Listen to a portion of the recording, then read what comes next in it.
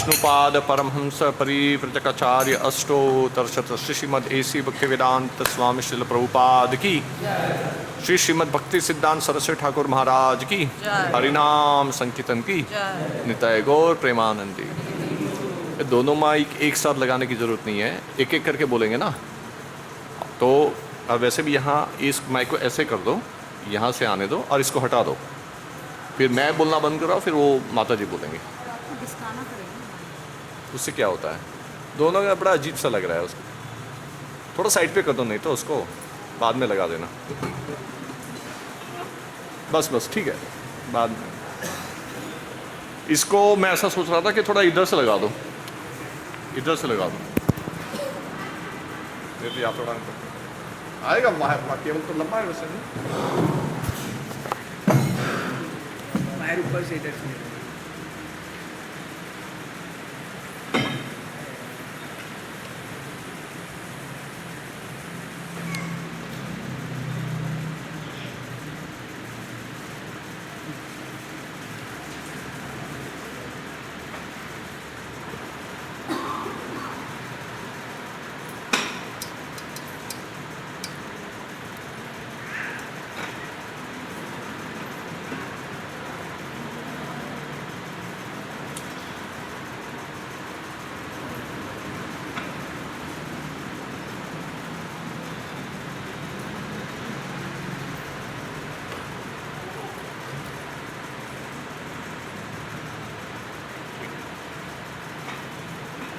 ये लगाना है वापस, मैग्नेट है ये। आप लेकिन चिपक जाएगा ना, नहीं ऐसे नहीं लगेगा। अच्छा यहाँ, हरे कृष्णा।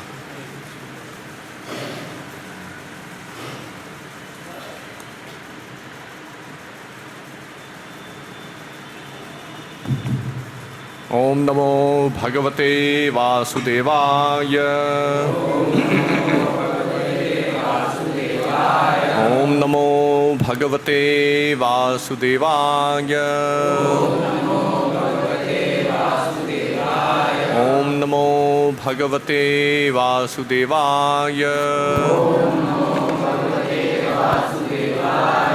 नारायणं नमस्कृत्य नरं चैव नरोत्तमं देवीं सरस्वतीं व्यासं ततो जयमुदीरयेत्। ओम ज्ञानतिमिरन्दस्य ज्ञानाञ्जनशलाकया चक्षुरुन्मिलितं येन तस्मै श्रीगुरुवे नमः। श्रीचैतन्यमनोभीष्टं स्थापितं येन भूतले स्वयं रूपकदा मह्यं ददाति स्वपदाधिकं। वन्देऽहं श्रीगुरुश्रीयुतपदकमलं श्रीगुरून् वैष्णवांश्च श्रीरूपं साग्रजातं सहगणरघुनाथान्वितं तं सजीवं साद्वैतं सावधूतं परिजनसहितं कृष्णचैतन्यदेवं श्रीराधाकृष्णपादान् सहगणललिता श्रीविशाखान्वितांश्च। हे कृष्ण करुणा सिन्धु दीनबन्धु जगत्पते गोपेश गोपिकाकान्त राधाकान्त नमस्ते तत्काञ्चन गौरांगी राधे वृन्दावनेश्वरी वृषभानुसुते देवी प्रणमामि हरिप्रिये। वाञ्छाकल्पतरुभ्यश्च कृपासिन्धुभ्येव च पतितानां पावनेभ्यो वैष्णवेभ्यो नमो नमः। जय श्री कृष्ण चैतन्य प्रभु नित्यानंद श्री अद्वैत गदाधर शिवासादि गौर भक्तवृंद। हरे कृष्णा कृष्णा कृष्णा हरे हरे, हरे राम राम राम हरे हरे।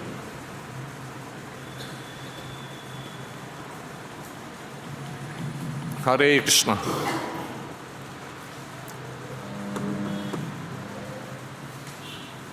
तो वो जो टॉपिक हमारा चल रहा था, नाम जप में उत्सुकता कैसे बढ़ाएं, तो कल हमने इसके विषय में थोड़ी चर्चा की थी। नाम की महिमा सुनेंगे तो नाम जप में, नाम कीर्तन में उत्सुकता बढ़ेगी। बहुत सारे फैक्टर्स होते हैं, बहुत दुख आन पड़ता है, उस समय जो नाम जप की और पुकारने की जो हमारी जो इंटेंसिटी होती है वो और भी बढ़ जाती है। लेकिन उसके लिए ट्रेनिंग चाहिए। ऐसा नहीं है कि दुनिया में हर एक जो दुखी व्यक्ति है वो अपने आप नाम जप करना शुरू कर देता है। उसको पहले के संस्कार होने चाहिए, राइट। यदि वो संस्कार नहीं होगा तो नहीं कर पाएगा। तो सबसे इंपॉर्टेंट चीज़ है कि साधु संग, क्योंकि साधु क्या करते हैं? भजन करते हैं भगवान का। आदर श्रद्धा साधु संग भजन क्रिया। तो साधु लोग भगवान का भजन करते हैं, तो साधुओं के संग में रहेगा तो ऑटोमेटिकली भगवान के नाम के बारे में सुनेगा, भगवान का नाम सुनेगा।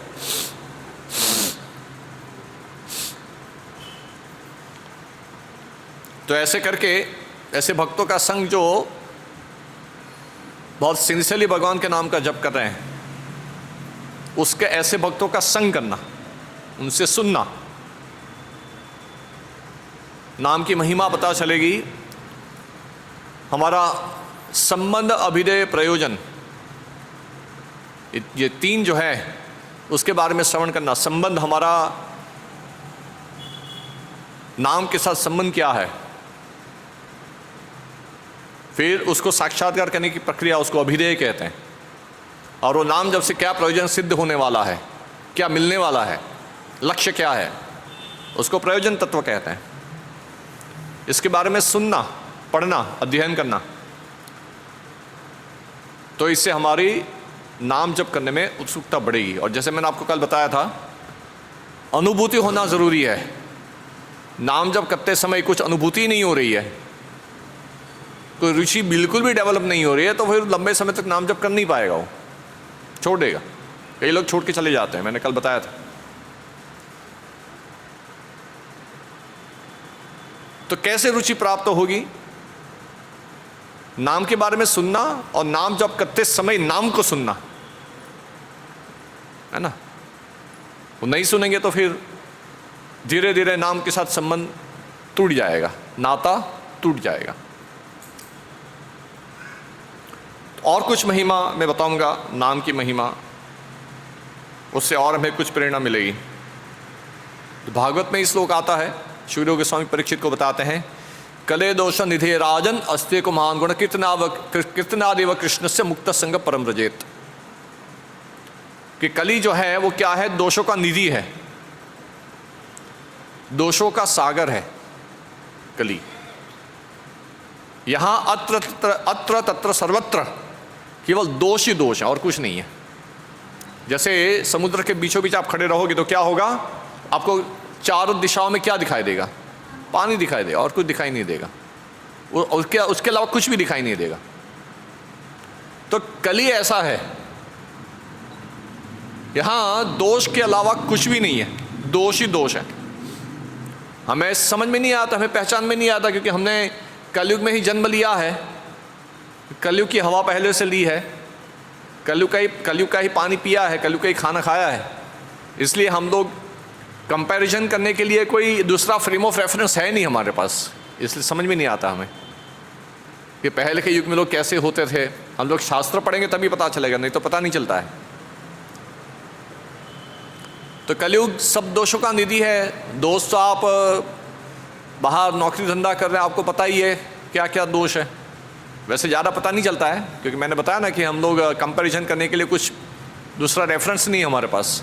लोग सोचते हैं कि यही जीवन है, इस प्रकार से जीना, सुबह लेट उठना, रात में देर तक मोबाइल ब्राउज करना, फिर दिन में थोड़ा बहुत जॉब किया, पैसा कमाया, इंद्रिय तृप्ति किया, बस इधर उधर घूमे, यही जीवन है। लोग ऐसा सोचते हैं। लड़के लड़कियां एक साथ ही घुल मिल रहे हैं, इधर उधर घूम रहे, साथ में हाथ में हाथ डाल के, यही जीवन है। लोगों को नॉर्मल लगता है, ये नॉर्मल लगता है लोगों को आज। क्यों? कलयुग है ना, लोगों ने ऐसा ही जीवन देखा है। लेकिन सब जगह दोष ही दोष है। हम जो खाना खा रहे हैं, हवा ले रहे हैं, खाना खाना छोड़ो, जो हवा हम जो ले रहे हैं उसमें ही दोष है।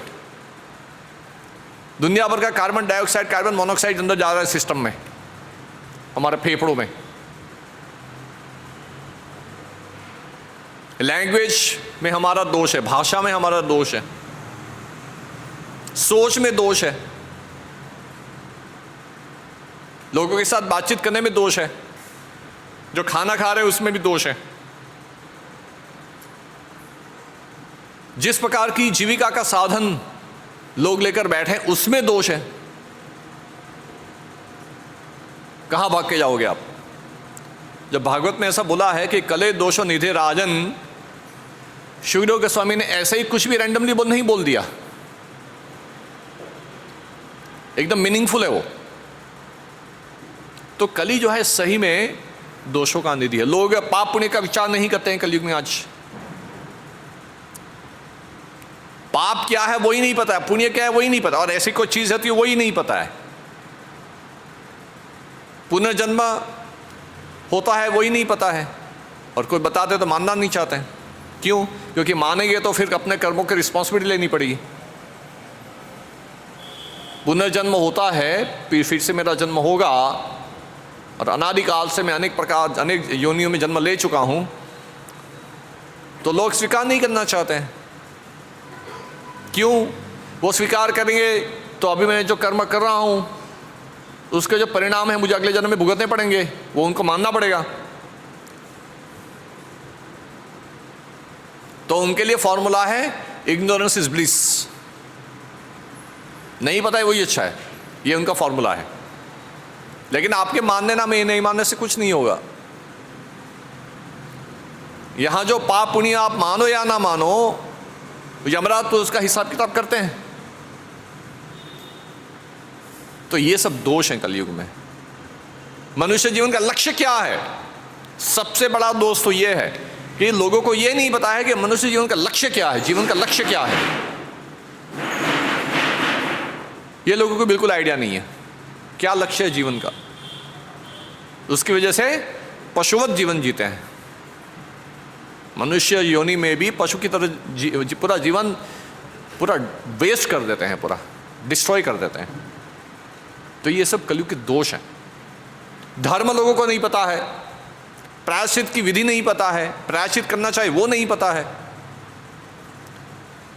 और यदि मनुष्य जीवन का लक्ष्य क्या है वो पता चल गया तो उसका साधन नहीं पता है। इसलिए उस सब के लिए यहां बता रहे हैं शुकदेव गोस्वामी, कले दोष निधे राजन। परीक्षित को एड्रेस कर रहे हैं, इसलिए राजन, राजा परीक्षित क्या बोले? कले दोषो, कले दोष, कली जो है वो दोषों का निधि है। कले दोषो निधि राजन, निधि यानी खजाना, दोष का खजाना है कली पूरा। अस्ति ही एको महान गुणा। लेकिन एक महान गुण है कलयुग में, एक महान गुण है। इतने दोष और गुण होने के बावजूद, इतने दोष होने के बावजूद भी गुण है ना। ये दो चीज होती है ना, इंग्लिश में बोलते हैं ना वाइस एंड वर्च्यू। वाइस यानी दोष, वर्च्यू यानी गुण। गुण और दोष दोनों ऑपोजिट हैं, इसलिए दोनों शब्द आ रहे हैं यहां। पहले क्या बोले? कले दोष निधे राजन, दोष, फिर उसके बाद गुण की बात की। भले इतने दोष होने के बावजूद भी एक महान गुण है। ये जो पर्टिकुलर श्लोक जो आ रहा है ना, उससे पहले शुकदेव गोस्वामी परीक्षित को कलयुग के दोषों का ऑलरेडी वर्णन कर चुके हैं भागवत में। और कलयुग में क्या होने वाला है वो ऑलरेडी भविष्यवाणी कर चुके हैं, प्रोफेसी दे चुके हैं। उसके बाद ये श्लोक बोल रहे हैं कि लेकिन एक महान गुण है। क्या? कीर्तनादेव कृष्णस्य मुक्त संग परम व्रजेत। वो महान गुण यह है कि केवल कृष्ण का कीर्तन करने से व्यक्ति मुक्त संग, भौतिक संग से मुक्त हो जाएगा। यानी कि दोष का जो पहले जो वर्णन किया उससे वो मुक्त हो जाएगा। मुक्त संग परम व्रजेत, और सभी जो भौतिक उसकी आसक्तियां हैं सब छूट जाएगी। परम व्रजेत, जीवन का परम लक्ष्य प्राप्त होगा उसको। कलयुग का ये महान गुण है। और इसी कारण से इवन देवता लोग भी कलयुग में जन्म लेना चाहते हैं, खास करके भारतवर्ष में। क्योंकि पहले के युग में तो मनुष्य जन्म का लक्ष्य सिद्ध करने के लिए काफ़ी मेहनत करनी पड़ती थी। कलयुग में ये मार्ग सरल कर दिया भगवान ने, क्योंकि लोगों के पास ज़्यादा बुद्धि नहीं है। प्रायण अल्प सभ्य कलावस्मिन युगे जना मंदा सुमंद मतयो मंद भागा उपद्रुता। लोग कलयुग में क्या, लोगों की स्थिति क्या है? अल्प आयु है। प्रायण अल्प आयु। मंदा सुमंद मतयो, मंद है लोग, स्लो हैं, डल हैं। सुमंद मतयो, बहुत डल हैं। मंद भागा, लोगों के भाग्य भी बहुत खराब है कलयुग में। उपद्रुता, मन हमेशा विक्षिप्त रहता है, डिस्टर्ब रहता है, माइंड में कुछ न कुछ उपद्रव चलता रहता है, मन शांत नहीं है लोगों का। बिना कारण भी कई बार कुछ न कुछ दिमाग में डिस्टर्बेंस चलता रहता है। तो कलयुग में ये सब समस्याएं होती हैं। तो लोगों की परिस्थिति भगवान को पता है, कलयुग में लोगों की स्थिति क्या है, इसलिए भगवान ने मार्ग सरल कर दिया है। सुखदेव गोस्वामी कह रहे हैं, केवल कृष्ण का नाम का कीर्तन करने से मुक्त संग परम रजेत, सभी दोषों से मुक्त हो जाएगा और कृष्ण प्रेम रूपी, भगवत धाम रूपी परम पद प्राप्त होगा मनुष्य को।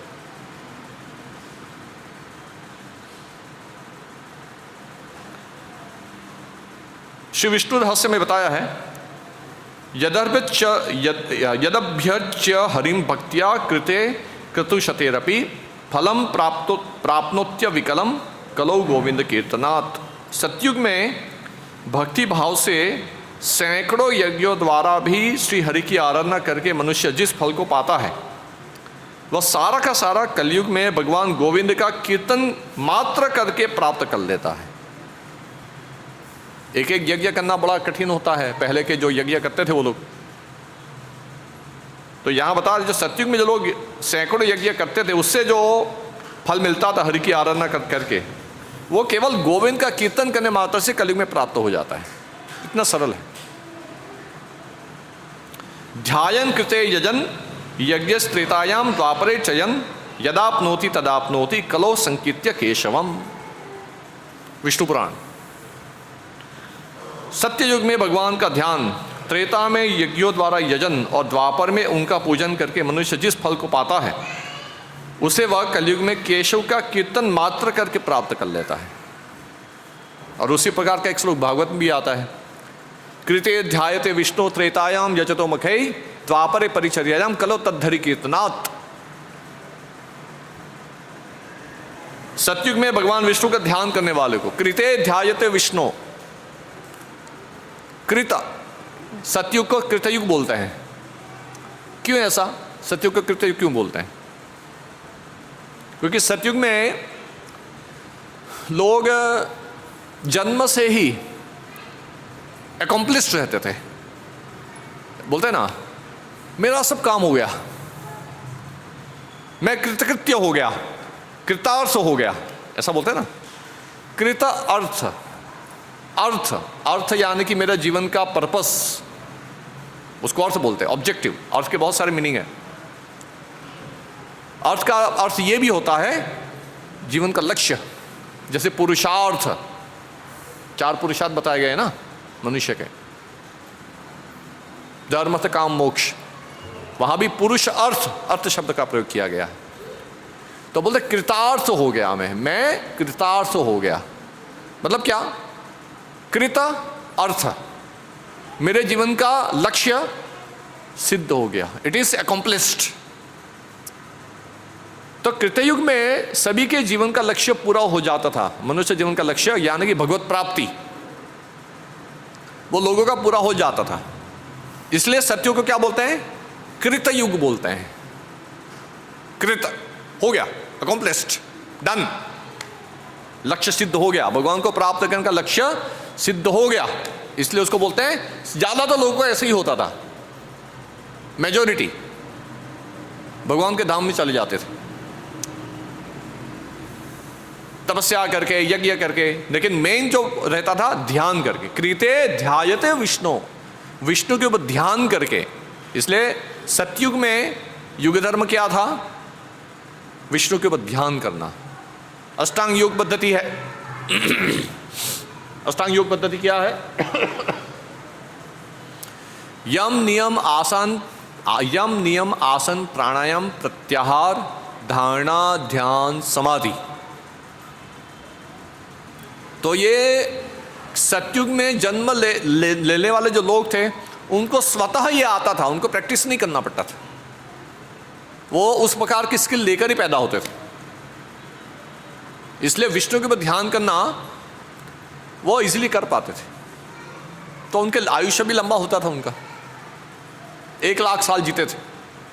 इसलिए कृते ध्यायते विष्णु। फिर आगे त्रेतायाम यजतो मखई, मख यानी यज्ञ। तो यज्ञपति विष्णु है, वो उनको नॉलेज रहता था पहले से त्रेता युग में।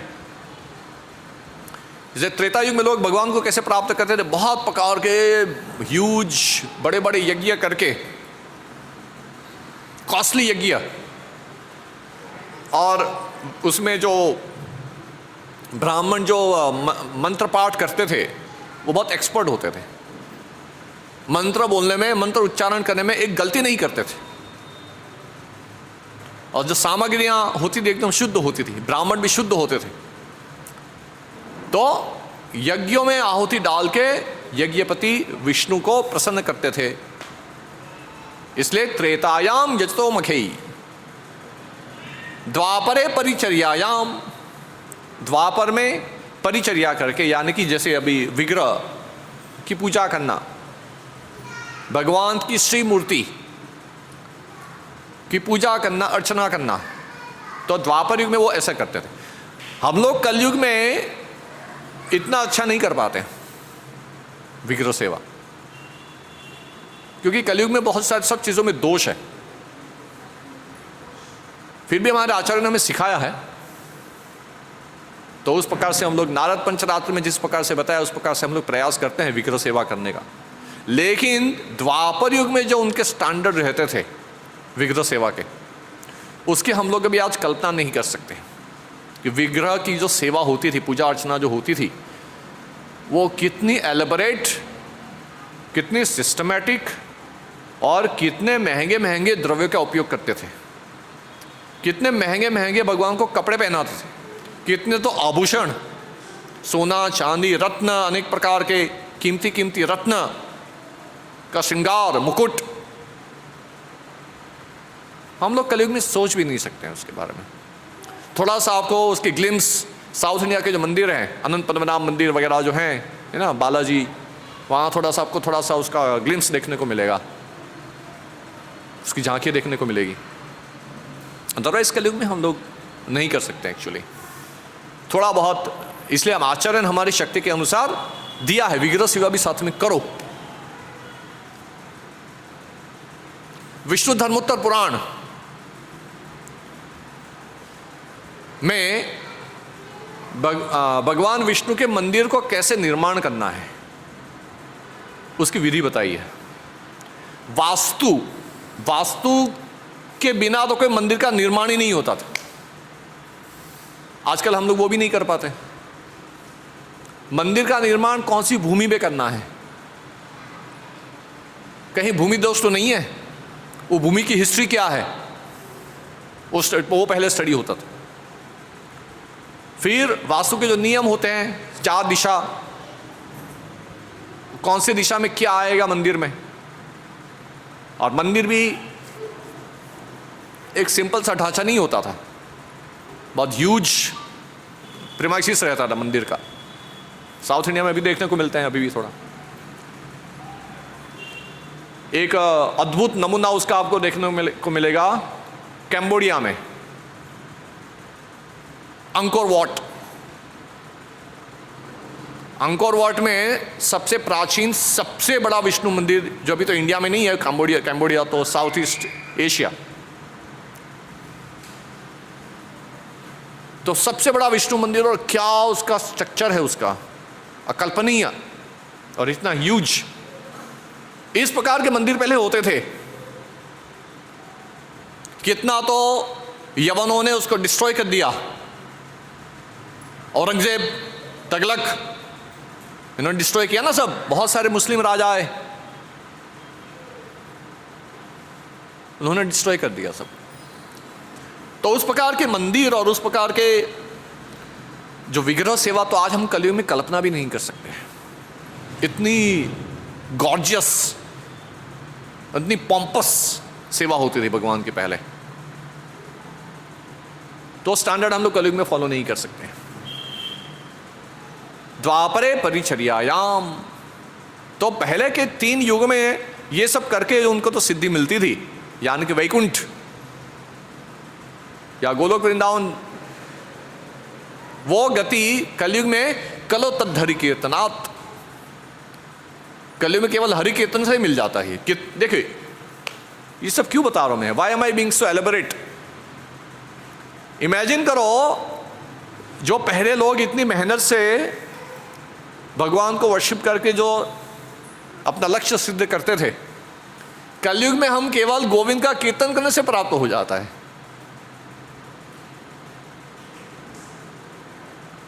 आप लोग अभी इसको पिक्चर नहीं कर पा रहे, इसलिए आपको आश्चर्य नहीं हो रहा है। नहीं तो आपकी भौहें भी खड़ी हो जानी चाहिए, ऊपर हो जानी चाहिए। आप लोग इसको ग्रेविटी और इसको समझ नहीं पा रहे हैं आप लोग, मैं क्या बोल रहा हूं, इसलिए आपको आश्चर्य नहीं हो रहा है।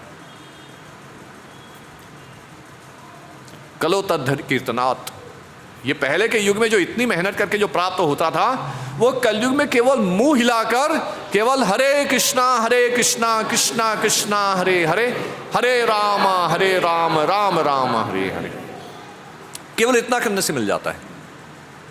कितनी अद्भुत बात है। भगवान ने इतना इजी क्यों बना दिया? क्योंकि कलयुग में लोग ये भी नहीं करेंगे।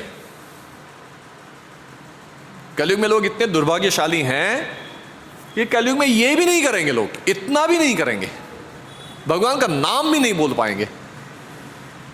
तो भगवान बोले नाम तो बोलो, कम से कम तुम केवल मेरा नाम बोलोगे तो भी मैं तुम्हें अपने पास ले लूंगा। क्योंकि कलयुग में लोग इतने दुर्मति हैं कि अरे भगवान के पास क्यों जाना है। हम लोग जब वल्लभ विद्यानगर में शिफ्ट हुए थे, बड़ौदा में पहले घर था मेरा, फिर हम लोग विद्यानगर जब शिफ्ट हुए तो हमने वहाँ अपने घर में एक मंदिर बनवाया। तो वहाँ मेरी वाइफ जो कुछ लड़कियों को पहले बड़ौदा में जब प्रचार करती थी, 2-3 लड़कियाँ आई वहाँ सेवा करने के लिए। नीरी गौरांगी के साथ एक और एक लड़की आई थी, तुम्हें याद हो तो अच्छा मंदिर वगैरह सजा दिया उन्होंने। फिर हमने उसको कुछ गिफ्ट दिया, वो 2-3 लड़कियाँ थी। तो मैंने उसको बोला कि उसमें से एक जो लड़की थी काफ़ी मॉडर्न थी वो, मैंने उसको बोला ये तुम पढ़ो, कृष्णा बुक दिया मैंने उसको बोला कि तुम ये पढ़ोगी तो सब जगत से मुक्त हो जाओगे और भगवान के धाम में चले जाओगे तुम। वो बोलती है यदि मुझे नहीं जाना है तो, मुझे यहीं रहना है तो।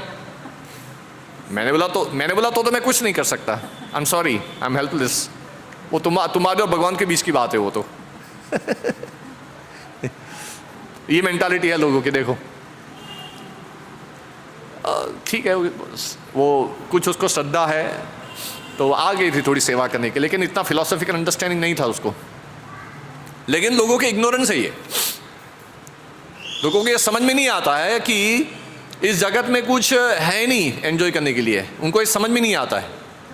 वो सोचते हैं कि सब कुछ यही है, जीना यहाँ मरना यहाँ, इसके सिवा जाना कहाँ, लोगों को ऐसा लगता है। इसलिए कलयुग में ये लोगों की ये स्थिति है कलयुग में। इसलिए भगवान ने मार्ग बहुत ही सरल बना दिया है कि केवल नाम कीर्तन करो, कलो तद्धरि कीर्तनात्। ते सभाग्या मनुष्येषु कृताथा नृपनिश्चितम स्मरन्ति ये स्मारयन्ति हरेर नाम कलो युगे।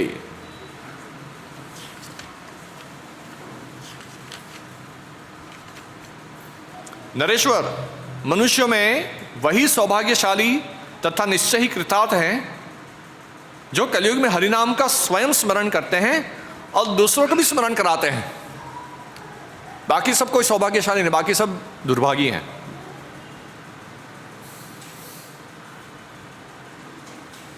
हरि नाम परा ये च घोरे कलियुगे नराः त एव कृतकृत्याश्च न कलिर बाधते ही तान। घोर कलयुग में जो मनुष्य हरिनाम की शरण ले चुके हैं वे ही कृतकृत्य हैं, कली उन्हें बाधा नहीं देता। तो ये नाम कीर्तन जो है, नाम जो है वो लगातार करना है।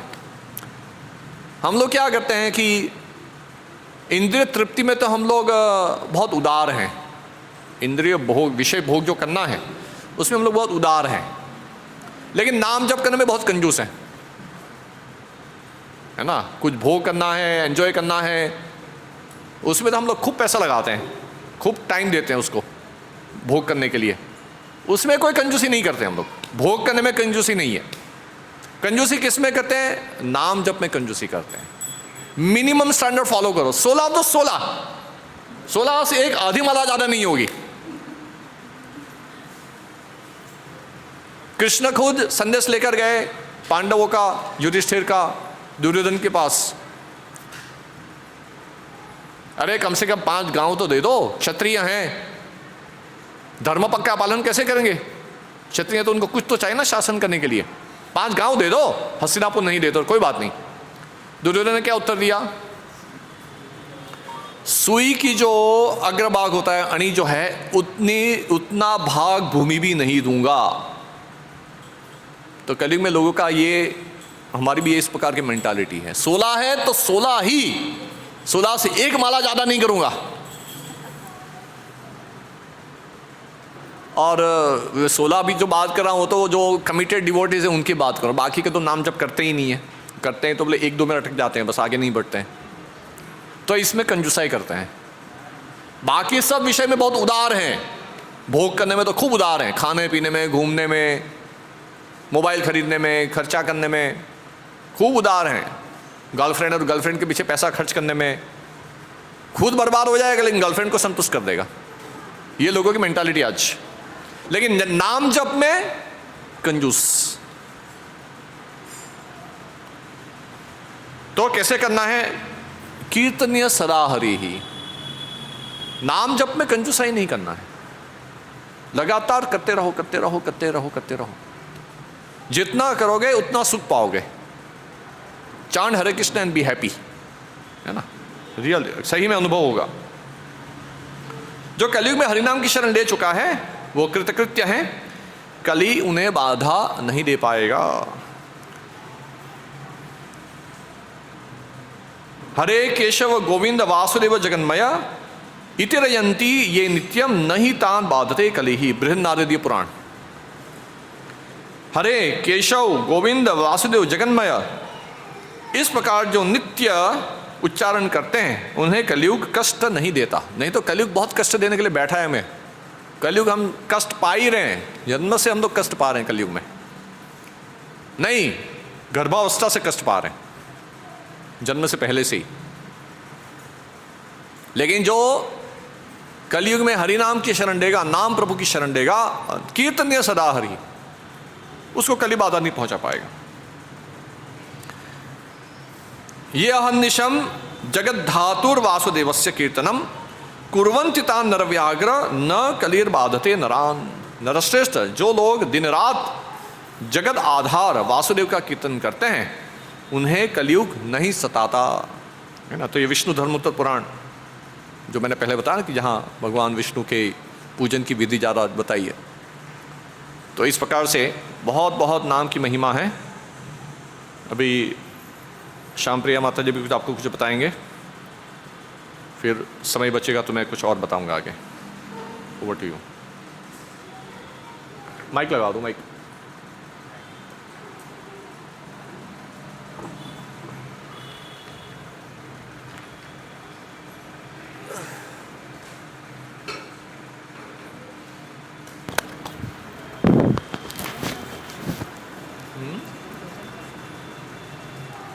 फिर वो फॉलो कर पाएंगे वो लोग?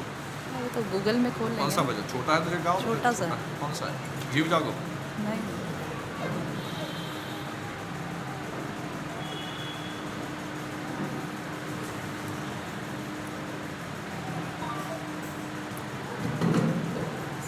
हरे कृष्णा। हरे कृष्णा कृष्णा कृष्णा हरे हरे, थोड़ा नजदीक ले लो। हरे कृष्णा कृष्णा कृष्णा हरे हरे, हरे राम राम राम हरे हरे।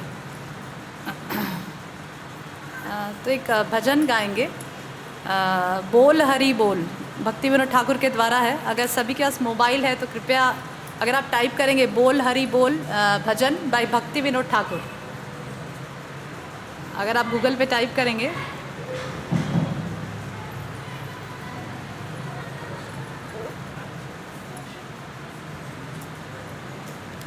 भजन तो लंबा है, पूरा गाओगी क्या?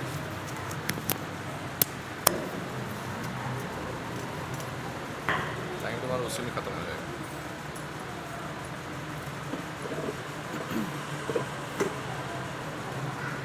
हरे कृष्णा। आरती माता मेला करताल कौन बजाएगा? मृदंग है कि मृदंग? बजा देंगे बोलो।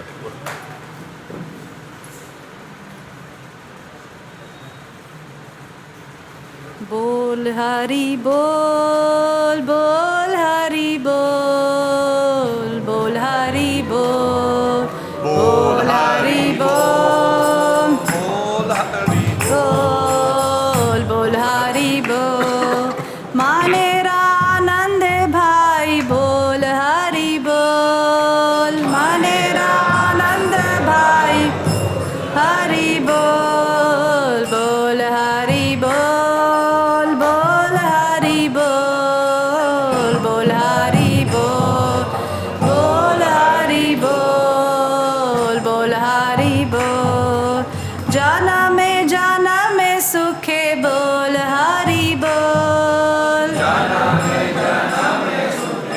बोल हरि बोल, बोल हरि बोल, बोल हरि बोल, बोल हरि बोल, बोल हरि बोल, बोल हरि बोल, मानव जन्म में पाई बोल हरि बोल, बोल, बोल हरि बोल, बोल हरि बोल, बोल हरि बोल, बोल हरि बोल, बोल हरि बोल, सुखे ठाको दुखे ठाको बोल हरि बोल, सुखे ठाको बोल हरि बोल, संपदे विपदे भाई बोल हरि बोल, बोल हरि बोल, बोल हरि बोल, बोल हरि बोल, बोल हरि बोल, बोल हरि बोल, बोल हरि बोल, ग्राहे ठाको वाने ठाको बोल हरि बोल, वाने ठाको बोल हरि बोल, कृष्ण रसम सारे थाके बोल हरि बोल, संसारे ठाके बोल हरि बोल, बोल हरि बोल, बोल हरि बोल, बोल हरि बोल, हरि बोल, बोल हरि बोल, बोल हरि बोल, असत संगे छाड़ी भाई बोल हरि बोल, छाड़ी भाई बोल हरि बोल, वैष्णव चरण पड़ी बोल हरि बोल,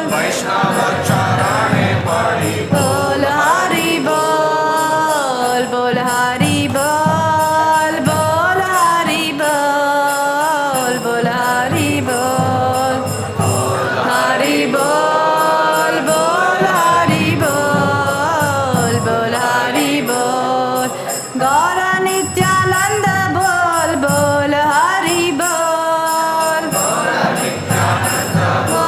बोल हरि बोल, गौर गदाधर बोल, बोल हरि बोल, धर बोल, बोल हरि बोल, गौर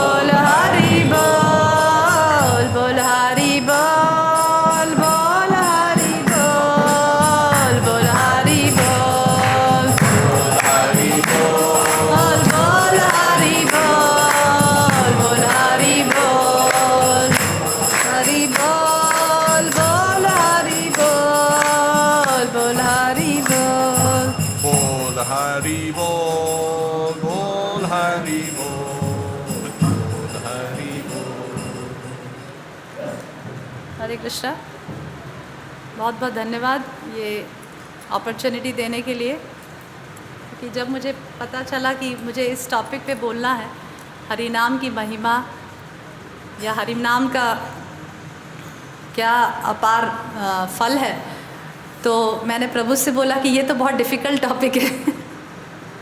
जैसे प्रभु ने क्लास में कहा ना कि इतना आसान है फिर भी हमें बहुत डिफ़िकल्ट लगता है, क्योंकि मैं इतना यूज़ टू नहीं इतने इस प्रकार के हाई टॉपिक्स बोलने के।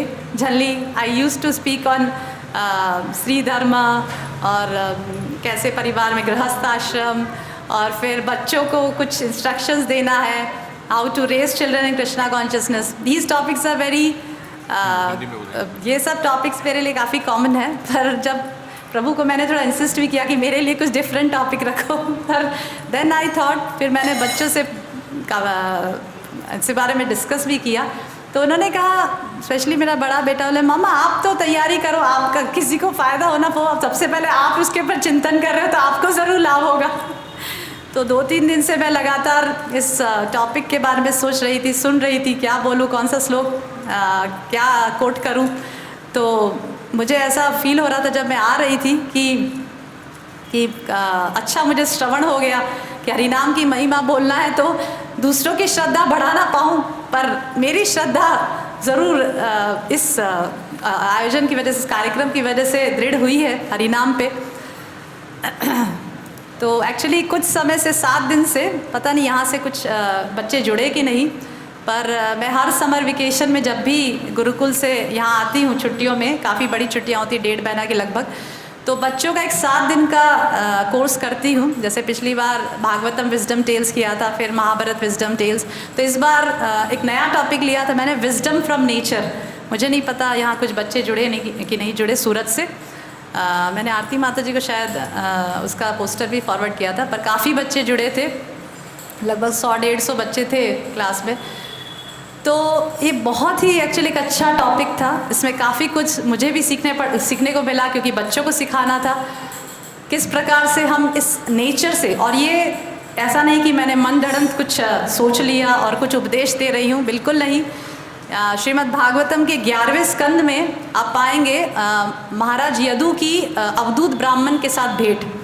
तो वे बहुत ही फेमस एपिसोड है 11th कैंटो में, जहाँ पे महाराज यदु जंगल में घूमते घूमते एक अवधूत ब्राह्मण से मिलते हैं, और जब महाराज यदु अवधूत ब्राह्मण को देखते हैं तो वो एक अंदर से ऐसा फील करते हैं कि ये ब्राह्मण इस जंगल में भी इतना संतुष्ट, इतना खुश, इतना सेटिस्फाइड कैसे लग रहा है, इतना शांत कैसे लग रहा है, और मैं इतना राज्य संभाल रहा हूँ, सब कुछ, मैं तो किसी भी व्यक्ति को इतना शांत खुश नहीं देखा, ज़रूर इसके पीछे कुछ सीक्रेट होगा। तो इस प्रकार से वो अवधूत ब्राह्मण के पास जाते हैं, और एक्चुअली अवधूत ब्राह्मण लिखा है 11th कैंटो में, वो एक्चुअली दत्तात्रेयी हैं। तो वहाँ जाते हैं और पूछते हैं कि आपके गुरु कौन है और आपने कौन से गुरुकुल से शिक्षा ली है, प्लीज़ कृपया करके हमें भी बताइए। तो अवधूत ब्राह्मण कहते हैं कि मैंने कोई गुरुकुल में शिक्षा प्राप्त नहीं की, और ना मेरे कोई एक गुरु हैं, मेरे तो 24 गुरु हैं, और मैंने इस प्रकृति से ही पूरी शिक्षा प्राप्त की है। तो इतना सुंदर विवरण 11th कैंटो में आता है, किस प्रकार से सन, मून, अर्थ, स्काई, एयर, स्पाइडर, वैस, मॉथ, मतलब इतने 24 जो गुरु जो अवधूत ब्राह्मण ने बनाए हैं, उससे इतने सुंदर सुंदर लेसन्स अवधूत ब्राह्मण हमें सिखाते हैं। श्रीमद् भागवतम में आता है। तो वही पूरा 7 दिन का भी एक्चुअली कल ही ख़त्म हुआ, तो इसकी वजह से मैं कल नहीं आ पाई। प्रभु जी भी माता जी भी काफ़ी कह रहे थे, मैसेज दे रहे थे, पर मेरा कल एक्चुअली वो समापन था कल। बच्चे काफ़ी अच्छा सीखे, और उसमें उसके जो लेसन्स हैं अवधूत ब्राह्मण कितने सिंपल वे में एक डियर के माध्यम से, एक फ़िश के माध्यम से, कितना सुंदर तरीके से उनका ऑब्जर्वेशन था कि कई हमने फ़िश कितनी बार देखा है, हमने डियर शायद जू में भी देखा है, और स्काई, एयर, ये सब तो हम शायद रोज़ ही फील कर रहे हैं, फिर भी अवधूत ब्राह्मण का जो ऑब्जर्वेशन था और उन्होंने जो लेसन सीखे, इट वॉज रियली वंडरफुल, और आप पढ़ सकते हैं। तो इस प्रकार से काफ़ी इनलाइटनिंग सेशन था, जिसकी वजह से मैं आ नहीं पाई, आज आई। Just I am sharing with you. तो उसी में एक कथा आती है जो मैं बच्चों को बहुत सारे, every day there was one story that I used to tell to children, क्योंकि बच्चे स्टोरी के माध्यम से काफ़ी अच्छे से सीखते हैं। तो उसमें एक कथा आती है कि एक राजा था तो वह राजा ने किसी के माध्यम से सुना कि साधु संघ की बहुत महिमा है, साधु संघ करना चाहिए, उसकी अपार महिमा है, लव मात्र साधु संघ सर्व सिद्धि होए, ऐसा किसी से सुन रखा था उसने। तो राजा को बहुत ज़्यादा साधु संघ करने की इच्छा हुई कि मुझे ये न केन प्रकारेण, कुछ नहीं चाहिए मुझे, साधुओं का संग ला दो, मुझे एक साधु ला दो, बस एक भक्त ला दो। तो फिर राजा ने अपने मंत्री को बुलाया और कहा कि मैं तुम्हें 100 सोने की मुद्रा दूंगा अगर तुम आज एक साधु लेकर आओ, एक भक्त लेकर आओ, पर अगर तुम नहीं लाओगे तो तुम्हारी नौकरी गई।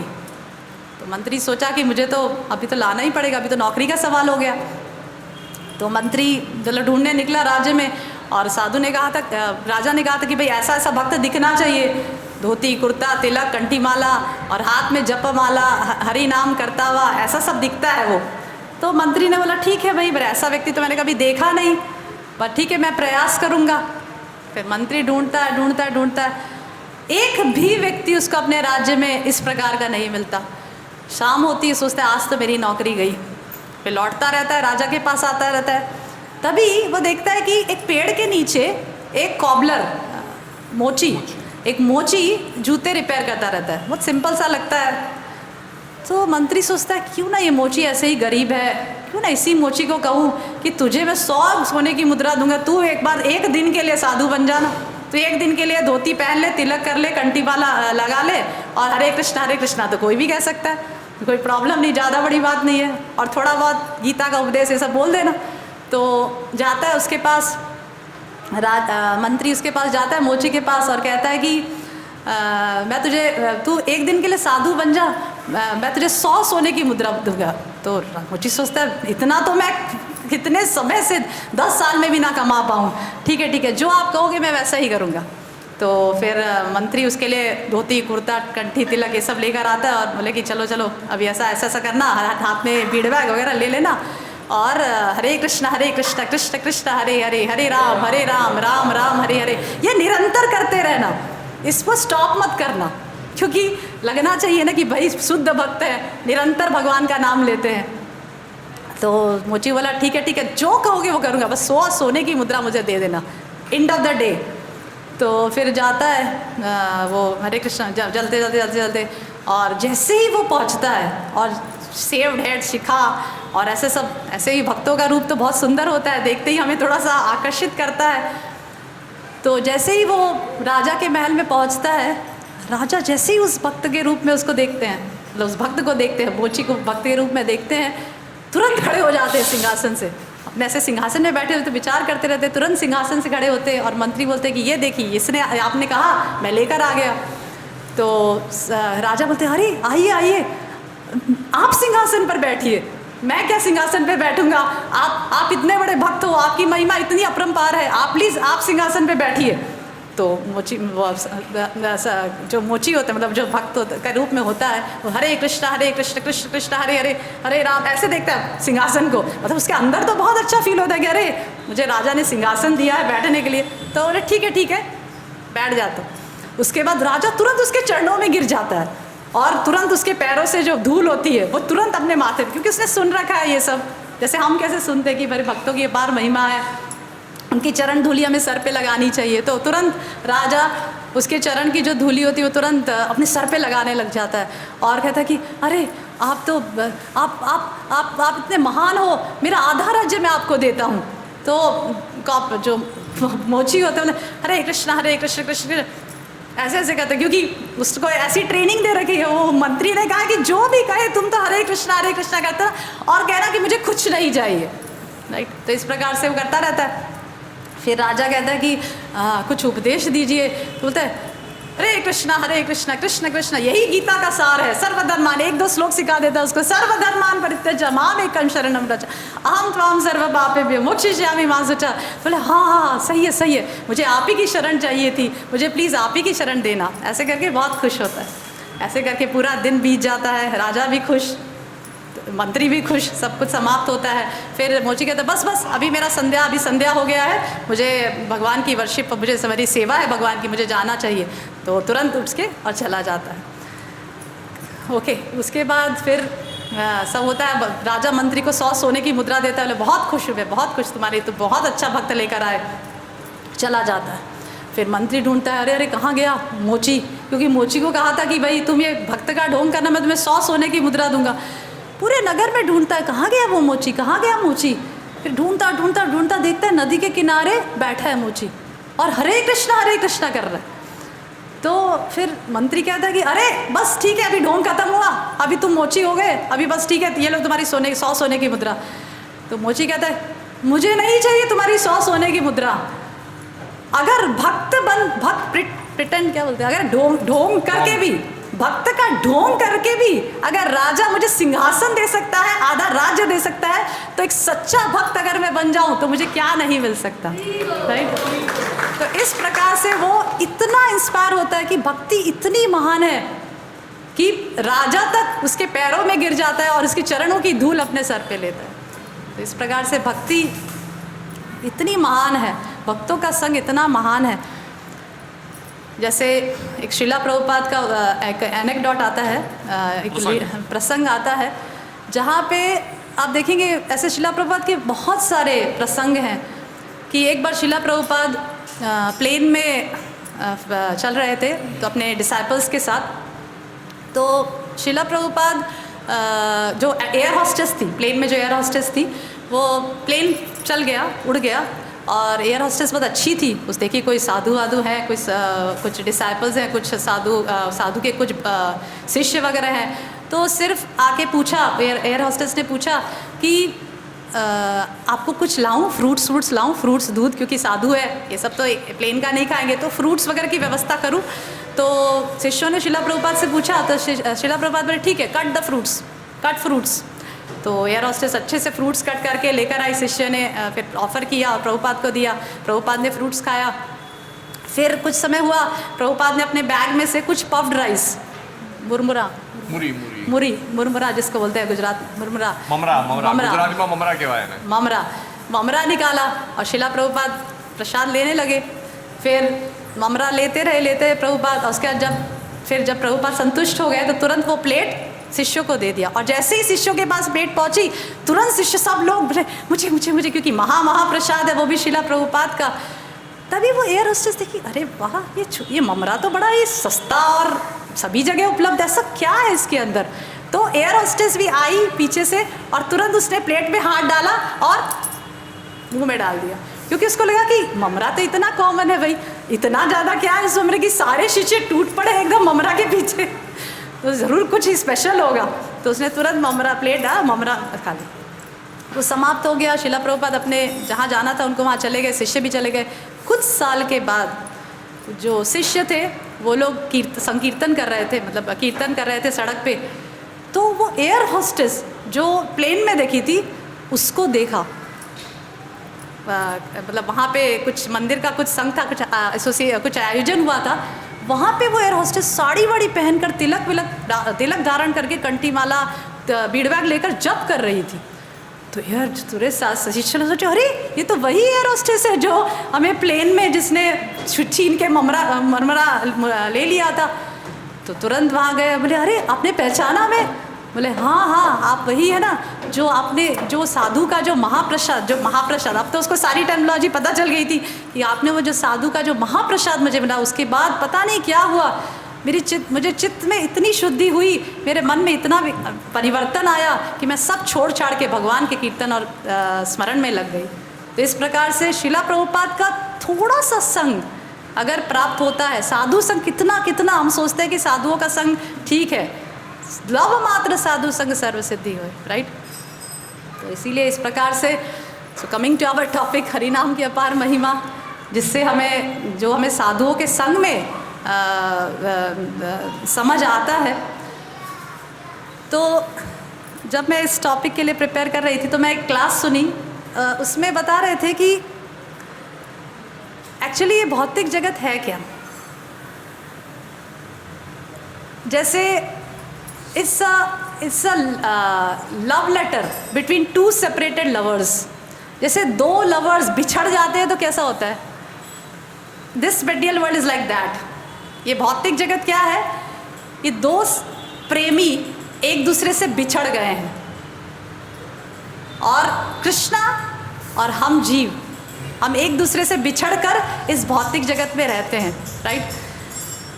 कृष्णा हमसे प्रेम करते हैं, कृष्णा हमारा स्मरण रखते हैं, और कृष्णा हमें लव लेटर भी देते रहते हैं। एक प्रेमी क्या करता है, प्रेमी प्रेमिका को लव लेटर भेजता है, राइट। ऐसा एक्सपीरियंस हुआ होगा हमें भी कभी। तो प्रेमी प्रेमिका को लव लेटर भेजता है, उसमें सब चीज़ें बताता है, मेरी मुझे याद क्यों नहीं करती, मुझे याद करो ना, राइट। उसी प्रकार से भगवान कृष्ण, ये क्या है भौतिक जगत, ये एक प्रेमी प्रेमिका से बिछड़ गया है, और जो प्रेमी है वो लव लेटर भेजता रहता है, हमारे मेल बॉक्स बढ़ते जा रहे हैं, पर हम व्हाट्सएप के मैसेजेस और फेसबुक के मैसेजेस और इंस्टाग्राम के मैसेजेस देखने में इतने ज़्यादा बिजी हो रहे हैं कि वो वाला लव लेटर हम खोल के पढ़ ही नहीं पा रहे हैं। उसमें भी तो लव लेटर आ रहे हैं भगवान हाँ, के। उसमें व्हाट्सएप में भी तो आ रहे हैं वो लव लेटर, वो भी नहीं पढ़ते हैं लोग, राइट। तो भगवान हमेशा कंटिन्यूसली हमें लव लेटर्स भेज रहे हैं, पर हम लव लेटर खोल नहीं रहे हैं, राइट। और भगवान कह रहे अरे देखो, खोलो लव लेटर, खोलो प्लीज़, मेरे बहुत सारे फीलिंग्स है, इमोशंस है तुम्हारे लिए, राइट। जिस प्रकार से भगवत गीता में हम देखते हैं, भगवान कह रहे हैं 15वें अध्याय में, जो पुरुषोत्तम मास जो चल रहा है, जिसमें 15वां अध्याय खास रिसाइट करने के लिए बताया जाता है, राइट। तो इसमें ही एक श्लोक आता है, ऊर्ध्वमूलम अधः शाखम अश्वत्थम प्राहुरव्ययम छंदांसि यस्य पर्णानि यस्तं वेद स वेदवित्।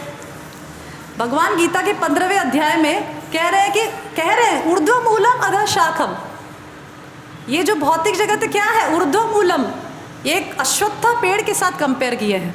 अश्वत्था पेड़ जिसको बैनियन ट्री कहते हैं, उसके साथ, पर वो पेड़ बड़ा ही विचित्र है। हम यहाँ जो भौतिक जगत में जो पेड़ देखते हैं वो कैसा है, वो सीधा है, उसकी जड़ें नीचे है, जो ब्रांचेस है वो ऊपर है, राइट। पर ये जो पेड़ है वो भगवान कह रहे हैं ऊर्ध्वमूलम अधः शाखम, उसका जो ऊर्ध्व मूलम, उसका जो रूट्स है वो ऊर्ध्व है, ऊर्ध्व मतलब अपवर्ड्स, एंड अधः शाखम मतलब उसके जो ब्रांचेस है वो क्या है, डाउनवर्ड्स। कितना विचित्र सा पेड़ है। अश्वत्थम प्राहुर अव्ययम, और ये जो पेड़ है अश्वत्था का जो पेड़ है, अव्ययम, it's eternal, unchanging, it's imperishable, right. छंदांशी यस्य पर्णानि, उसका जो छंदांशी यस्य पर्णानि, पर्णानि मीन्स उसके जो लीव्स हैं वो छंदांशी मतलब वैदिक रिचुअल्स हैं, कर्म कांड है। यस्तम वेद स वेदित, और जो इस पेड़ को जान जाता है, भली भांति जान जाता है, वो सभी वेदों को जान जाता है, राइट। तो इस जो चैप्टर है पुरुषोत्तम मास, उसका स्टार्टिंग में भगवान हमें क्या हिंट देते हैं, भगवान बोल रहे हैं कि ये जो भौतिक जगत है ना, वो एक रिफ्लेक्शन है, इट्स अ क्या बोलते हैं, प्रतिबिंब, इट्स अ प्रतिबिंब। अगर प्रतिबिंब को हम देख लें, पानी में किसी का प्रतिबिंब देखते हैं तो सबसे पहले हम कहाँ देखते हैं, अरे ओरिजिनल क्या है, राइट। प्रतिबिंब को देखते ही हमारे दिमाग में कहाँ क्या जाता है कि अरे इसका ज़रूर ओरिजिनल होगा, राइट। जैसे मैंगो को देखकर कभी उसके रिफ्लेक्शन की सोचते हैं हम, अगर हमारे सामने मैंगो रख दो, ठीक है, तो हम सोचते हैं कि अरे इसका प्रतिबिंब कहाँ है, no, we never think like this. पर अगर यहाँ पे मैंगो का प्रतिबिंब दिखाएं तो हम सबसे पहले क्या देखेंगे, अरे ओरिजिनल कहाँ है मैंगो, राइट। ऐसा ही करेंगे ना, मतलब प्रतिबिंब में हमें कोई इंटरेस्ट नहीं, हमें ओरिजिनल में इंटरेस्ट है, राइट। इसीलिए भगवान क्या बोल रहे हैं कि ऊर्ध्वमूलम अधः शाखम, ये जो भौतिक जगत है वो क्या है, इट्स अ रिफ्लेक्शन, उल्टा है। और रिफ्लेक्शन कहीं तो होगा, कहीं तो होगा, राइट। पानी का उल्टा रिफ्लेक्शन कहाँ होता है, सॉरी, पेड़ का उल्टा रिफ्लेक्शन कहाँ होता है, पानी में होता है, राइट। उसी प्रकार से इस भौतिक जगत का रिफ्लेक्शन कहाँ होता है, भगवान कह रहे हैं उल्टा रिफ्लेक्शन पानी में होता है ना, पर हाँ, ये कहाँ पे होता है, जीव के भौतिक इच्छा में।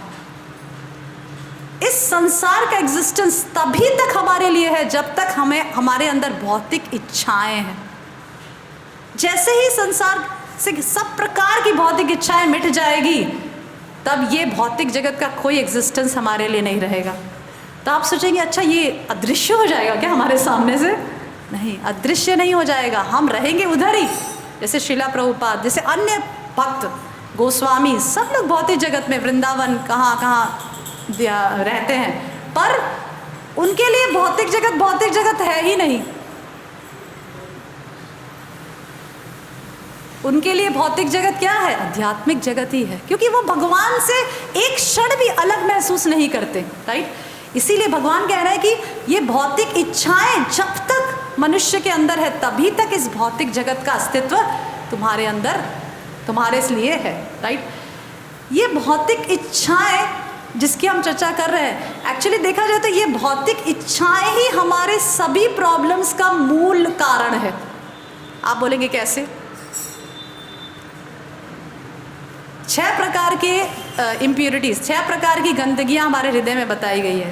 काम, क्रोध, लोभ, मोह, मद, मात्सर्य, राइट। ये जो 6 प्रकार की जो गंदगियां जो बताई गई है हमारे हृदय में, उसका जो मूल कारण है वो है काम। काम शब्द का अर्थ, जैसे ही हम काम सुनते हैं हम सोचते हैं कि अच्छा स्त्री पुरुष के बीच में काम, नहीं।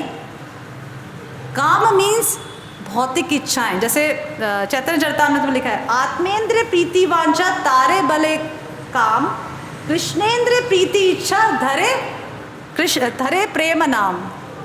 आत्मेंद्र प्रीति वांछा, जब हम अपनी इंद्रियों को तृप्त करने का सोचते हैं दैट इज काम, और जब कृष्ण की इंद्रियों को तृप्त करने का सोचते हैं दैट इज प्रेम। इसीलिए काम शब्द का मतलब ये नहीं कि बस लड़का लड़की के बीच में जो काम वासनाएं हैं, no, it's not like that. जो भौतिक इच्छाएं हमारे अंदर है, राइट, तो ये भौतिक इच्छाएं सारे परेशानियों का, सारी गंदगियों का जो हमारे हृदय में है उसका मूल कारण है। जैसे काम, कामेश क्रोधेश, भगवान क्या बोले, कामेश क्रोधेश रजोगुण समुद्भव, महाशनो महापापमा विद्य एव ही वैरिनाम। हे अर्जुन, कामेश क्रोधेश, ये काम ही हमारे संसार, हमारे जीवन में सबसे बड़ा शत्रु है। क्यों? काम अगर फुलफिल नहीं होता तो क्या आता है? क्रोध आता है। हमारी भौतिक इच्छाएं पूरी नहीं होती, सामने वाला हमारे हिसाब से काम नहीं करता, सामने वाला हमें तृप्त नहीं करता, तो सबसे पहला क्या होता है? हमारा सबसे पहला रिएक्शन क्या है? क्रोध। ठीक है, तो काम से क्या आया? राइट, क्रोध। काम, क्रोध, लोभ, समझ लो हमारी सारी काम इच्छाएं पूरी हो रही है। हम चाहते थे बड़ी कंपनी में जॉब करना, मिल गया। उसके बाद कंपनी में गए, देखा अरे यहाँ तो पोजीशंस भी, लेवल्स भी बने हुए हैं, ये नीचे का ऑफिसर है, ये बड़े का ऑफिसर है, ये चेयरमैन है, चेयरमैन से ऊपर है। तो लोभ हुआ कि ठीक है, कंपनी में तो जॉब मिल गई, इस कंपनी में मुझे चाहिए थी, पर मैं चाहता हूँ उस पोस्ट पे बैठना, राइट। तो क्या हो गया? काम पूरा हुआ तो क्या मिला? लोभ। तो लोभ आ गया। काम, क्रोध, लोभ, मोह। जब आदमी की काम इच्छाएं पूरी होती रही है तो क्या पड़ जाता है? मोह में, मोह जाल में पड़ जाता है, राइट, कि मोह हो जाता है कि हाँ सब कुछ है। अरे क्या दुखालयम शाश्वतम, दुखालयम शाश्वतम कहते रहते हो, मेरा तो सब कुछ सुखालयम है, मेरा तो सब कुछ सुख है, देयर इज नो दुखालयम शाश्वतम। तो क्या पड़ गया व्यक्ति? मोह में पड़ जाता है। जब काम इच्छाएं पूरी होती रहती है तो क्या पैदा करती है? हमारे अंदर मोह उत्पन्न करती है। काम, क्रोध, लोभ, मोह, मद, प्राइड, राइट, प्राइड, अहंकार। हम चलते हैं तो भी हमारे अंदर तो ऐसे ही रहता है, अरे तुम क्या, मैं तो इतनी बड़ी कंपनी का मालिक हूँ। हम दिखाते नहीं, हम भक्तों के समाज में हम बहुत हम्बल रह कर रहते हैं कि हाँ हरे कृष्ण माता ji, Hare Krishna, we say like that only. पर humility is not something to be shown outside, it is a inner quality. नम्रता वह नहीं है जो हम बाहरी रूप से दिखाते, जैसे कई लोग बार बार सॉरी सॉरी सॉरी सॉरी कहते रहते हैं, सॉरी माता जी प्लीज़ क्षमा करिएगा, सॉरी माता जी प्लीज़ क्षमा। This is not humility actually.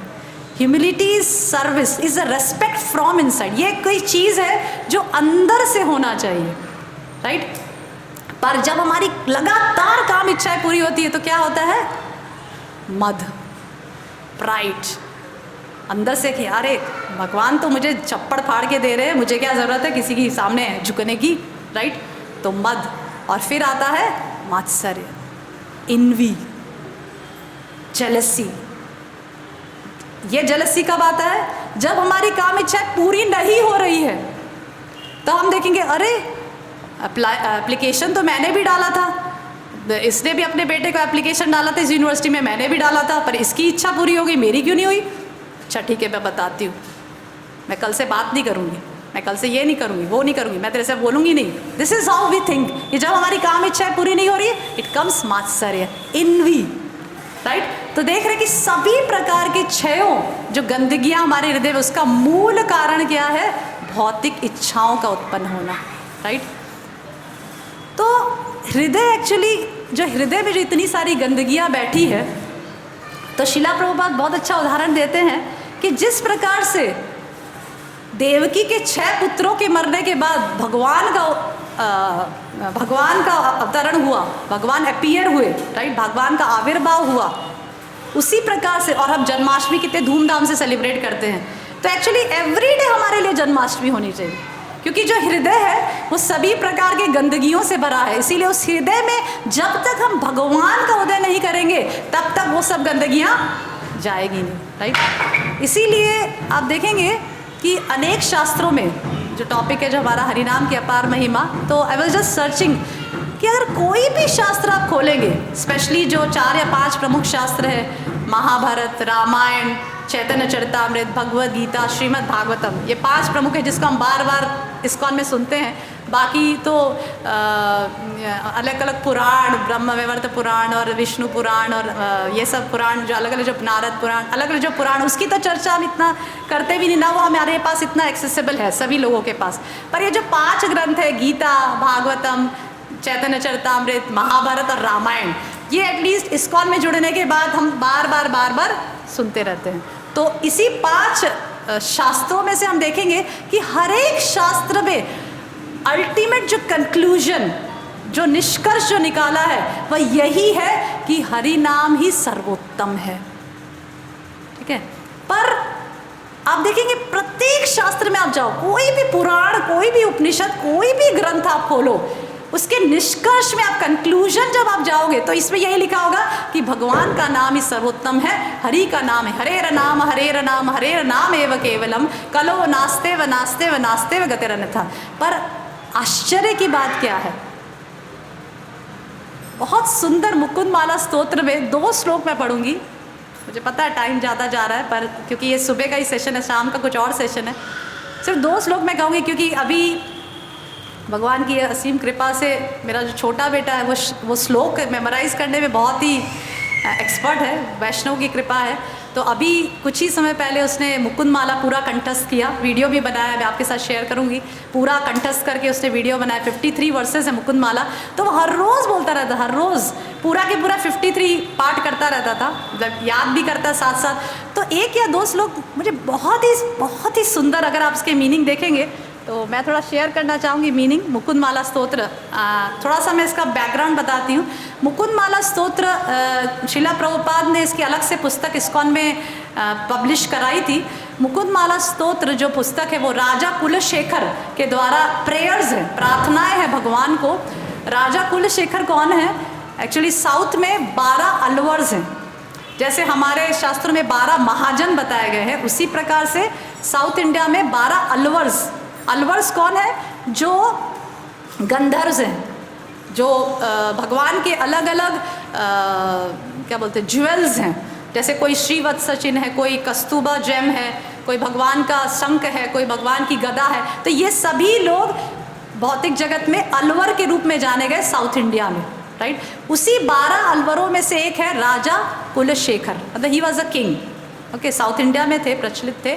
तो राजा कुलशेखर जो है उन्होंने भगवान की प्रसन्नता के लिए मुकुंद माला स्तोत्र लिखी, जो 53 श्लोक है। उसकी एक अलग से पुस्तक मिलती है इस्कॉन में, अगर आप टाइप करेंगे, गूगल में टाइप करेंगे तो आपको दिखेगा।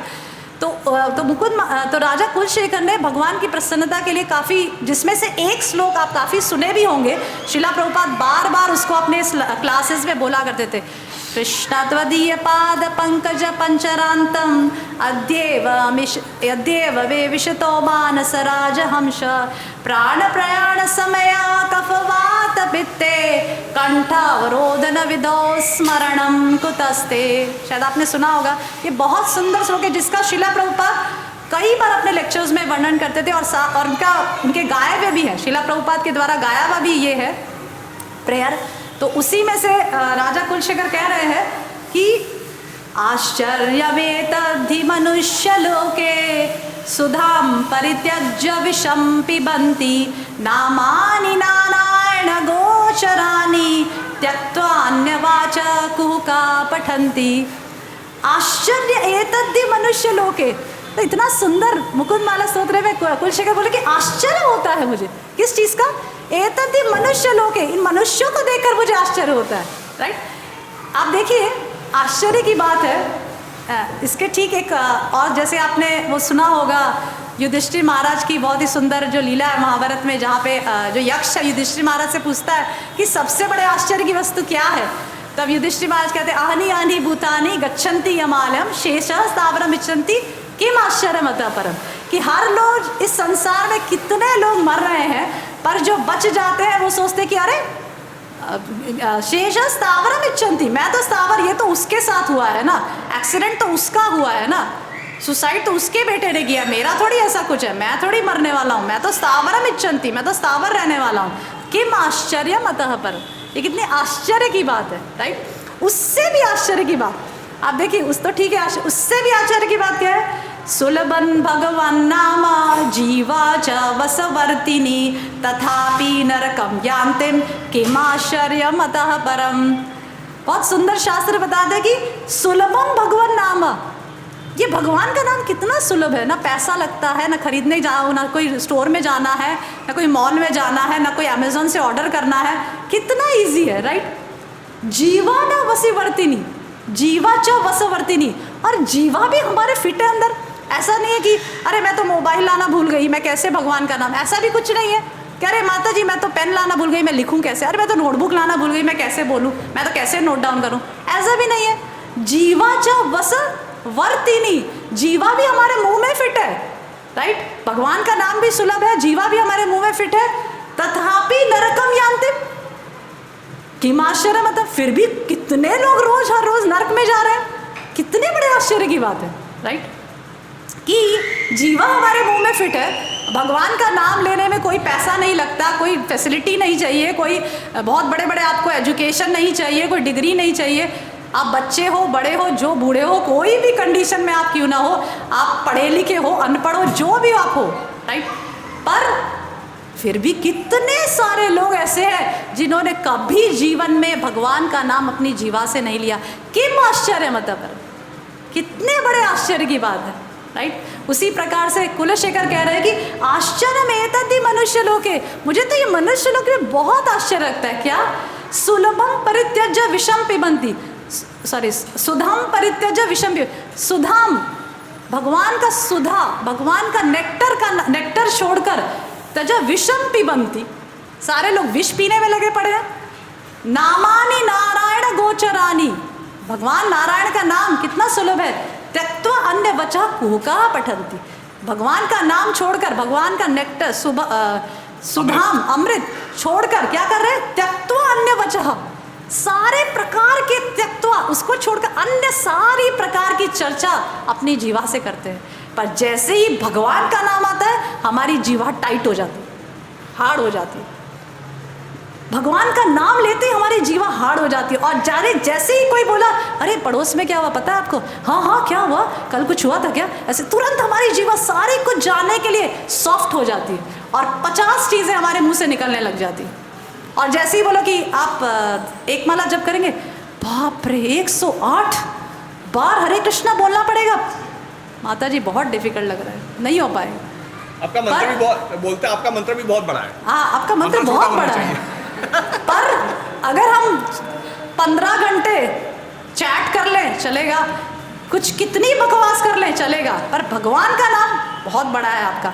इसीलिए आप देखेंगे शिला प्रभुपाद कितने अगर आप सोचेंगे भी, शिला प्रभुपाद कितने अत्यंत दयालु हैं कि आप अगर शिला प्रभुपाद की पुस्तक के तात्पर्य में जाएंगे तो शिला प्रभुपाद के लगभग अनेक तात्पर्यों में आप देखेंगे कि शिला प्रभुपाद अपने तात्पर्य में हरे कृष्ण महामंत्र नहीं लिखते, पूरा हरे कृष्ण लिखते हैं, हरे कृष्णा कृष्णा कृष्णा हरे हरे, हरे राम राम राम हरे हरे, क्योंकि प्रभुपाद सोचते थे कि अगर कोई व्यक्ति बुक डिस्ट्रीब्यूशन में जाए, राइट, और उसने बुक दिया समझ लीजिए, और व्यक्ति ने बुक खोला, शिला प्रभुपाद का परपट देखा और उसमें देखा क्या लिखा है, हरे कृष्णा कृष्णा कृष्णा हरे हरे, हरे राम राम राम हरे हरे, ठीक है ले लीजिए किताब, परंतु उसका आध्यात्मिक जीवन शुरू हो गया, क्योंकि एक बार उसने हरे कृष्ण महामंत्र कह दिया। यह सोच के शिला प्रभुपाद अपने तात्पर्यों में हरे कृष्ण महामंत्र पूरा लिखा करते थे। आप गौर करिएगा, प्रभुपाद कभी ऐसे नहीं लिखे चैंट हरे कृष्ण महामंत्र, नो, प्रभुपाद देते पूरा महामंत्र लिखा करते ताकि कोई व्यक्ति एक क्षण भी पुस्तक उठा के, या फिर मंदिरों में भी आप देखेंगे पूरा महामंत्र लिखा है, कि व्यक्ति एक बार भी अपने जीवन में आके एक बार हरे कृष्ण महामंत्र कह दे, एक बार, उसका आध्यात्मिक जीवन वहीं शुरू हो जाता है। इतने दयालु शिला प्रभुपाद हमारे बारे में सोचते थे, राइट। ओके, तो सिर्फ 5 मिनट में आपका लूँगी, ज़्यादा ही ले लिया टाइम। तो इस प्रकार से हरि नाम की अपार महिमा बताई गई है। महाभारत में आप देखते हैं द्रौपदी की कथा देखते हैं, जहाँ पे द्रौपदी, जब हम सोचते हैं अरे मृत्यु के समय मेरे परिवारजन मुझे हेल्प कर देंगे, अरे मेरे हस्बैंड ने मेरा हेल्प अगर अपने मेरे सगे संबंधी हेल्प कर देंगे, पर द्रौपदी का उदाहरण देखिए। हमारे तो परिवारजन इतने ताकतवर नहीं कि भाई युधिष्ठिर, भीम, अर्जुन, नकुल, सहदेव ऐसे हो, राइट। हमारे तो कोई ऐसा परिवारजन नहीं कि भाई धर्मराज के अंश हो, कि इंद्र के अंश हो, कि अश्वनी कुमारों के अंश हो, कि वायु के अंश हो, पर फिर भी कोई मदद कर पाया? कोई मदद नहीं कर पाया। अल्टीमेटली द्रौपदी बोले हे गोविंद, चिल्लाई जोर से, और फिर कौन मदद कर पाया? भगवान मदद कर पाए। ये श्लोक बोल सकते हो, राइट। अग्रे कुरु नाम, ये नहीं, ये उसका जब चीरहरण हो रहा था तब, नहीं वो वाला आप गाइए ना थोड़ा। अग्रे कुरु नाम, अग्रे कुरु नाम यद पांडवानाम आपको आता है ना, मुझे ठीक से पूरा नहीं आता। ओके, तो ये अग्रे कुरु नाम एक श्लोक बिल्व मंगल ठाकुर के द्वारा रचित है, प्रभु जी को काफ़ी आता है। तो इस प्रकार से सब पहला जो श्लोक है, बिल्व मंगल ठाकुर कहते हैं कि अग्रे कुरु नाम यद पांडवानाम, मतलब उसमें वो पूरी लीला गा रहे हैं कि जब द्रौपदी का वस्त्र चीरहरण हुआ तो द्रौपदी ने कहा अरे युधिष्ठिर, अरे भीम बचाओ, हे गोविंद, गोविंद दामोदर माधवेति, तुरंत पुकारा जोर से, गोविंद, माधव, दामोदर, मेरी रक्षा करिए, राइट। तो महाभारत में भी आप देखेंगे नाम की कितनी महिमा बताई है। भीष्म पितामह जब प्राण सैया पे लेटे थे, पूरी भीष्म स्तुति श्रीमद् भागवतम में आती है, इति मति रूप कल्पिता वितृष्णा भगवती सात्वत पुंगवे विभूम्नि स्वसुखमुपगते क्वचिद् विहर्तुं प्रकृतिमुपेयुषि याद्धव प्रवाह। इतना सुंदर पूरा 11 श्लोक का भीष्म स्तुति है, मेरे बेटे ने वो भी गाया है, आप देख सकते हैं यूट्यूब पे है। तो बाण सैया पे कष्ट हो रहा है, पीड़ा हो रही है, हमें तो एक चाकू कट जाए, हाथ कट जाए तो ऐसा भगवान का नाम बाद में, इतना दर्द हो रहा है, इतना तो माला भी नहीं कर पाऊंगी, और यहाँ पे हजारों बाण लगे पड़े हैं भीष्म के शरीर पे, फिर भी कितना सुंदर, इति मति रूप कल्पिता वितृष्णा, हे कृष्ण, मेरा पूरा मन आपकी शरण में जाए, मेरा पूरा मन आपके चरणों में समर्पित है। इतना सुंदर श्लोक आता है भीष्मदेव जब बाण सैया पे बैठे। कमिंग टू रामायण, रामायण में तो साक्षात उदाहरण है सेतु बंध का, राइट। जब सेतु बंध होता है, मतलब जब सेतु बनाना होता है, तब कैसे करें, इतना बड़ा सेतु कहाँ से बनाए? तब हनुमान जी आते कि अरे पत्थर पे राम नाम लिखो, तब पत्थर अपने आप तरेगा, राइट। तो इस प्रकार से रामायण में भी हम देखते हैं कि भगवान नाम की अपार महिमा बताई गई है। फिर कमिंग टू श्रीमद् भागवतम, श्रीमद् भागवतम तो कहना ही क्या, हर कैंटो में भगवान नाम की महिमा बताई है। अजामिल का एपिसोड, और बच्चे को अजामिल की कथा बताया कि भाई अजामिल इतना बड़ा ब्राह्मण था, पर एक साइट से एक बुरा दृश्य एक बार देख लिया, एक बार बुरा दृश्य देखने से सारा उसका ब्रह्म प्रवृत्ति सारी नष्ट हो गई, सारा ज्ञान नष्ट हो गया। और हम तो हर रोज़, मैं तो बच्चों को भी कहती हूँ, बच्चों को भी पढ़ाई के लिए यूज़ करना पड़ता है मोबाइल वगैरह, मैं उनको बहुत रिस्ट्रिक्ट करके रखती हूँ। मैं कहती हूँ कि भाई तुम जो टाइप करते हो, गूगल में टाइप करते हो, ये यूट्यूब पे टाइप करते हो कि भाई ये दिखाओ, पर उसके अलावा इतनी बकवास चीज़ें जो हम नहीं देखना चाहते हैं वह भी वो रिकमेंड करता है, राइट। तो हम तो अजामिल ने तो एक दृश्य देखकर उसका पूरा ब्रह्म, उसका पूरा जो मन है पूरा भ्रमित हो गया भगवान से। हम तो रोज कितने यूट्यूब पे कितनी खराब चीज़ें भले हम ना चाहते हो फिर भी देखनी पड़ती है, तो हमारा तो क्या है। पर अजामिल ने मृत्यु के समय सिर्फ नारायण नाम उच्चारण किया और उसका उद्धार हो गया, राइट। उसी प्रकार से प्रहलाद महाराज और बहुत सारे गजेंद्र स्तुति है पूरी श्रीमद् भागवतम में, और श्रीमद् भागवतम जो पूरा अमल पुराण है, परमहंस संहिता है, जिसमें शुद्ध भक्ति के अलावा और कोई चर्चा नहीं है, उस श्रीमद् भागवतम के लास्ट श्लोक में अगर आप देखेंगे, लास्ट श्लोक तो क्या कहता है, बहुत सुंदर श्लोक है, भगवान नाम की अपार महिमा बताई है श्रीमद् भागवतम के लास्ट श्लोक में। नाम संकीर्तनम यश सर्व पाप प्रणाशनम प्राणासो दुख समनम नमामि हरिम परम। This is the last verse of Shrimad Bhagavatam. पूरा 18,000 श्लोक के जो लास्ट जो श्लोक है उसमें कह रहे कि नाम संकीर्तनम यश सर्व पाप प्रणाशनम। नाम संकीर्तन ही सभी पापों का नाश करता है। प्रणामो दुख शमनम, हम कहते हैं कि ये हमारा दुख कैसे शमन होगा, और श्रीमद् भागवतम बता रहे कि प्रणामो दुख शमनम, सारे दुखों का नाश करता है हरिनाम संकीर्तन। तो इस प्रकार से श्रीमद् भागवतम भी एक प्रमाण है कि हरिनाम की महिमा बताता है। कमिंग टू चैतन्य चरितामृत, चैतन्य चरितामृत स्वयं चैतन्य महाप्रभु जो नाम संकीर्तन का ही प्रचार करने के लिए धरती पर उतरे, वो तो स्वयं ही साक्षात एविडेंस है कि हरिनाम की कितनी महिमा है। और उसमें बहुत सारे एपिसोड श्रीमद् भागवतम में भी आते हैं, हरिदास ठाकुर के, सुबुद्धि राय के, बहुत सुंदर एपिसोड है, पर समय कि कम समय कम होने की वजह से मैं इतना ज़्यादा उस डीप पे नहीं जाऊंगी। तो इस प्रकार से बहुत सारे शास्त्र में बहुत सारे एविडेंसेस हरिनाम की बताए गए हैं। तो मैं सिर्फ लास्ट में यही कहूँगी, मुकुंदमाला स्तोत्र से ही एक श्लोक करके मैं समापन करूँगी। कुलशेखर कह रहे हैं, इदम शरीरम परिणाम पेशलम पतित्यवश्यम सत सिंधु जर्जरम किम औषधम पृच्छसि मूढ़ दुर्मते निरामयम कृष्ण रसायनम सदा पिबा। सॉरी, तो इतना सुंदर मुकुंदमाला कुलशेखर कह रहे हैं कि इदम शरीरम परिणाम पेशलम। इदम शरीरम, ये जो आपका जो शरीर है वो कैसा है, परिणाम पेशलम। परिणाम मतलब इट गोज टू ट्रांसफॉर्मेशंस।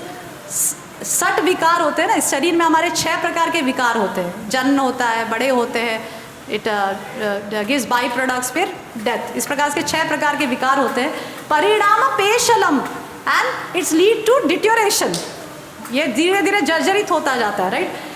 पतत्य अवश्यम सत सिंधु जर्जरम, और सत सिंधु, सत मीन्स 100 सिंधु, सत सांधी जर्जरम, मतलब इस शरीर कितना किसका बना हुआ है, 100 प्रकार के बोन्स जर्जरित हो जाते हैं जैसे जैसे मृत्यु होती है। कि औषधम पृच्छ मूढ़ मदरुमते, ए मूर्ख, मूढ़ मीन्स मूर्ख, ए मूर्ख दुर्मते किम औषधम पृच्छसि, क्यों तुम इसके लिए औषधि मांग रहे हो। इस शरीर के लिए हम सब जगह जाके औषधियाँ मांगते रहते हैं, राइट, कि अरे भाई हमारा शरीर ये पूरे जीवन में व्यक्ति कितने डॉक्टरों को कंसल्ट करता है। कुछ जगह किम औषधम पृच्छसि मूढ़ दुर्मते निरानयम कृष्ण रसायनम पिबा। किसका रसायनम पियो, कृष्ण रसायनम पिबा, कृष्ण नाम का रसायन पियो। ओके, तो इस प्रकार से कुछ शास्त्रों में से ये उल्लेख था जहाँ पे हमें हरिनाम और नाम लेने की श्रद्धा हमारी दृढ़ होती है। तो मैं कंक्लूड करने से सिर्फ एक चीज़ बताना चाहूँगी कि बृहद भागवत अमृत में कथा आती है, जो मेरे प्रभु जी पूरा सेमिनार लिए हैं, उसमें से प्रभु से ही मैंने सुना था, गोप कुमार की कथा आती है कि जब गोप कुमार पूरे भूमंडल में पूरे ब्रह्मांड में घूमता जब अंत में गोलोक वृंदावन, वो एपिसोड मेरे दिमाग में छप गया, इसीलिए मुझे इसे एकदम से याद आया कि जब गोप कुमार गोलोक वृंदावन पहुंचता है तब भगवान, आपको पता है क्या उसमें विवरण है, प्रभु जी आप कहना चाहेंगे।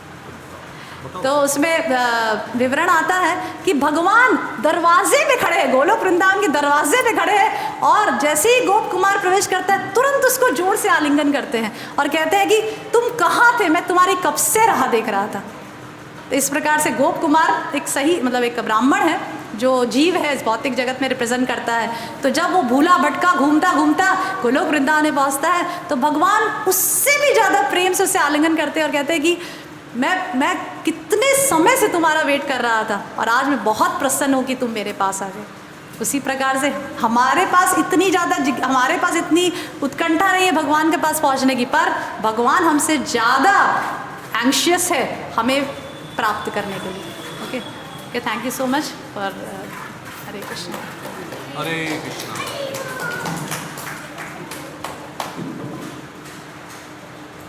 वो क्लास खत्म हो गया, कितना खुश हो गया वो। कुछ प्रश्न वगैरह? टाइम नहीं है